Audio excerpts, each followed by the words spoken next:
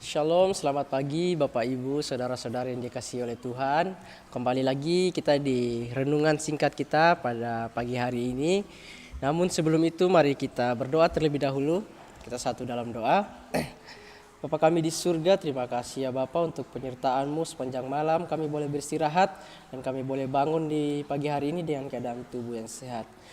Sebelum kami memulai seluruh aktivitas kami rindu untuk mendengarkan akan sedikit firman-Mu. Kiranya Engkau memberkati kami sehingga biarlah dengan firman Tuhan ini dapat menguatkan iman percaya kami dalam kehidupan kami. Terima kasih ya Bapa, di dalam nama Tuhan Yesus kami sudah berdoa. Amin.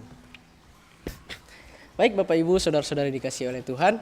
Judul renungan pagi kita hari ini yaitu ketika manusia ingin menjadi Tuhan. Dengan ayat inti terdapat di dalam Kejadian 10 ayat yang ke-9, demikian firman Tuhan berbunyi. Ia seorang pemburu yang gagah perkasa di hadapan Tuhan. Bapak Ibu, saudara-saudari dikasihi oleh Tuhan, kalau kita melihat dari ayat ini menceritakan tentang tokoh Alkitab yang bagaimana dia adalah seorang pendiri. Mungkin dari kita sudah ada yang tahu ya, yaitu Nimrod. Ya, Nimrod adalah tokoh penting setelah peristiwa air bah. Ia dikenal sebagai pendiri kerajaan pertama, pemburu yang hebat dan pendiri kota-kota besar seperti Babel dan juga Niniwe. Ya, jadi pada saat itu adalah Nimrod ini orang yang mungkin sangat berkuasa atau mungkin orang penting ya pada saat itu. Namun di balik kekuatannya yang mengesankan, Alkitab tidak memujinya. Kalimat kalau kita baca tadi di dalam Kejadian 10 ayat yang ke-9 di kalimat di hadapan Tuhan. Nah, di situ kita akan mengetahui bahwa justru menunjukkan sikap menentang Tuhan dari si Nimrod ini. Nimrod berdiri seolah-olah ingin mengambil posisi Tuhan dalam hidupnya dan orang lain. Sikap seperti ini sangat halus. Kadang tanpa sadar kita pun melakukan hal serupa. Kita mungkin merancang masa depan kita tanpa doa ya. Kita membuat keputusan penting tanpa bertanya kepada Tuhan. Kadang juga kita terlalu sibuk membangun kerajaan pribadi. Seperti apa? Kerajaan pribadi itu contohnya seperti karir, bisnis, mungkin pengaruh.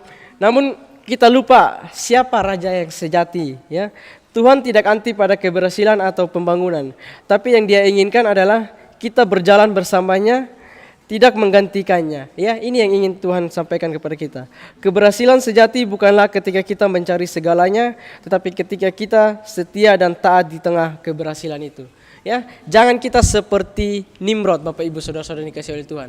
Ya, dia ingin membangun sebuah kota, ya, kota Babel yang pada saat itu ingin mensejahterakan dirinya atau bahkan mungkin orang-orang yang ada di sana. Tetapi apa?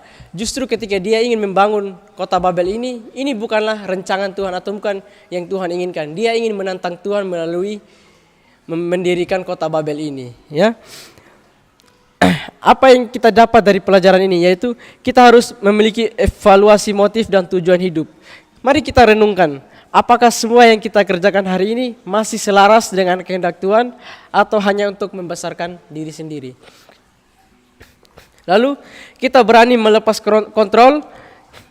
Tuhan tidak ingin kita hidup dalam kekhawatiran karena merasa harus mengendalikan segalanya. Belajarlah untuk percaya bahwa rencana Tuhan lebih baik daripada rencana kita. Ya, seringkali kita juga ini merasa khawatir karena mungkin apa yang akan terjadi ke depannya ya. Sehingga kita memiliki kekhawatiran yang berlebihan.